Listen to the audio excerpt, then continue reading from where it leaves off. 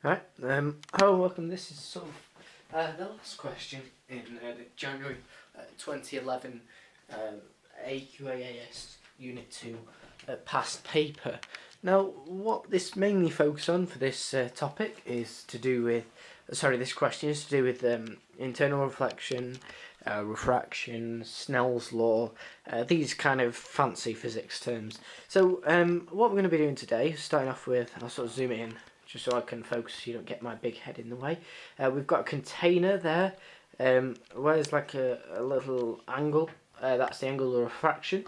It goes from air to through the glass into the oil, refracts through the water, refracts through the glass and back out to the air, which is probably going to be a question later on.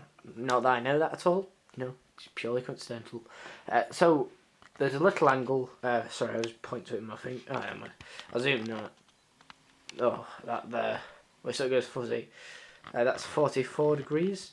It goes to theta, the angle of refraction for that 44 degree instant angle.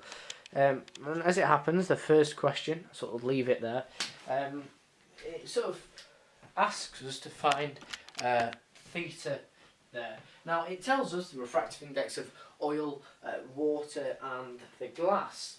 It says the refractive index of oil, so seeing as we're doing 7a, the incident substance is oil, so we can say N1, which is the refractive index of oil. Now, the refractive index is the ratio of how much it slows down the speed of light when it enters a substance, so how much it slows down photons, which will be more Unit 1 stuff. N1, so oil, is 1.47, so quite a high refractive index. And we know the incident angle, I, is 44 degrees. And we know N2, which is water. N2 is 1.33 refractive index, but we don't know R. Now we can use sin I, N1 times sin I, equals N2 times sin R. Now that's just a deviation of Snell's law, that. So we plug in what we've got, so N1, 1.47, so 1.4, Jesus, pen's terrible. Oh my god. 1.47 times sin I, which is 44 degrees, so sine of 44. Make sure your calculator's in degree mode for this. It's got me out a few times. Equals N2 1.33 times sine R. Now at this moment, many people, this is what the examiner said, many people just use the calculator at this moment. Now I think the most important thing to do is not use a calculator until you've finished a question. Sorry, I just thought I'd missed something out there. Right. Yeah, you can see that's alright. I'll zoom out a bit now. So as I said, the most important thing is to not do the not actually do the calculation until you've got the order of the. Otherwise, you might start calculating, rounding it up, etc. So what we're going to do, yeah, most of the things don't do this, but a bit of banter, I mind. So we've got 1.47 times sin I, 44 degrees equals 1.33 times sin R. So we just divide all of that. I'm not going to work it out at the moment. Sine 44 over 1.33 equals sine R. Still, I'm not using a calculator because I am a calculator. And then we've got that's sine R equals that. So if we inverse sine that, we should get R. So sine inverse or shift sine 1.47 times sine of 44. Sine within a sine, how crazy. It's quite a good sine. Over 1.33 equals R. Theta, or R theta, and R should be equal, just do it on my calculator, give me a minute. 1.47 times the sine of 44 all over 1.33. Sine inverse the answer gets us R,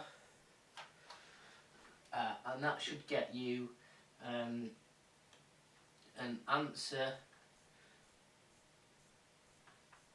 of 50.15 degrees, or 50 degrees. I'm going to leave it as, so just make sure I get it right. So I'll move out of the way so you can see that, if you can. Yep, so that's the answer to that question. That is part A, done and dusted there for question 7. Next question, 7b, it says, so I think we're referring back to this diagram. It says the light, the oil and the glass have the same refractive index, which is true, they both have 1.47, as it tells us in the question. On the figure 8, draw the path of the light ray after it strikes boundary between the water and the glass and enters the glass. So between the water and the glass, and then enters the glass. So basically it's saying carry on this.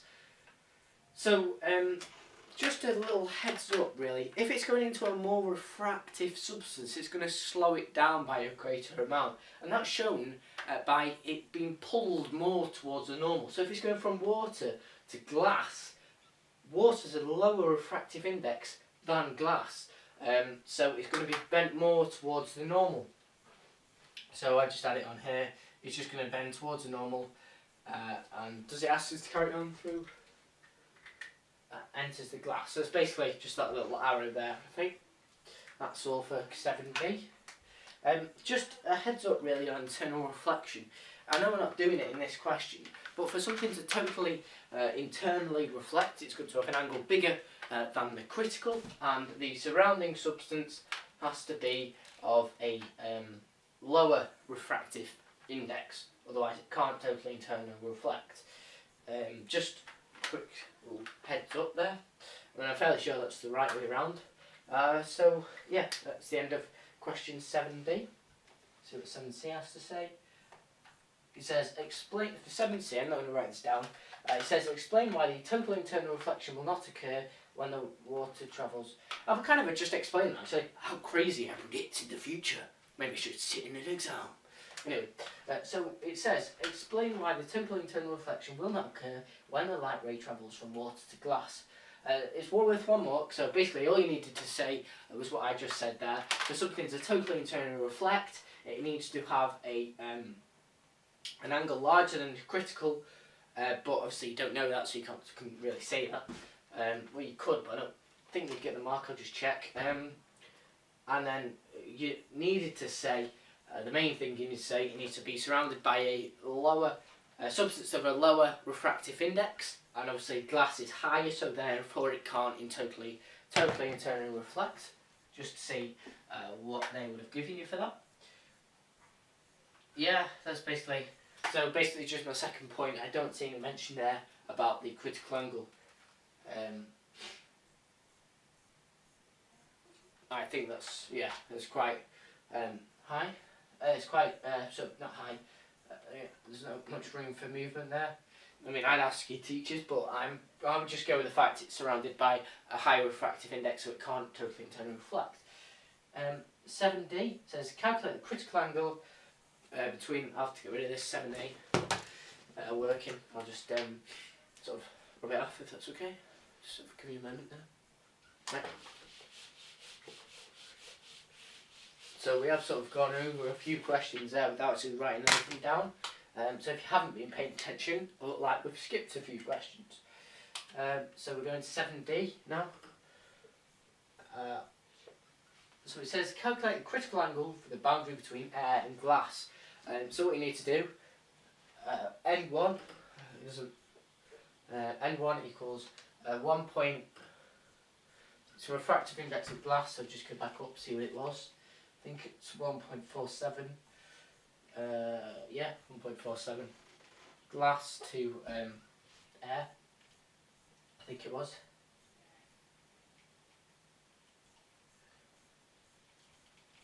Glass and air. Airs. So just make sure what air was.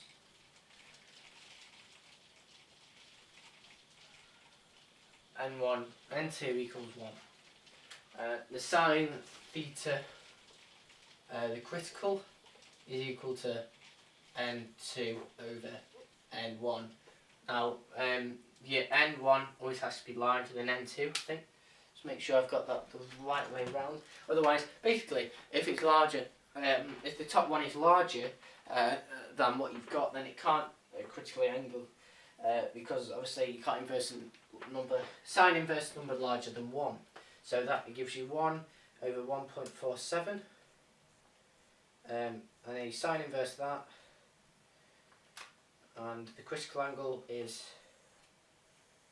Oh, I've done that right. Sorry, just let me check. Yeah, that's 43 degrees for the critical. Let me just make sure I've actually got that the right way round. Yep, that's the right way. Sorry, I'm just making sure I've got it the right way. 7.8 says, on figure 8, complete the path rate after it strikes the boundary between glass and air. So, if air's got a lower refractive index, it's going to bend away from the normal. So, we draw a new normal, and it basically refracts away. Doesn't matter by what angle, as long as you show it's refracting away from the normal. You have to draw the normal on. So I sort of move out of the way to zoom in, but that was the last question. There. So this question is mainly about total internal reflection, and then that was just zooming away at the end there. That little, as soon as you draw that. Yeah, so that's the right way round. N2 over N1. To double check that's the right way around, but basically as long as you get a number that's less than 1, that's correct.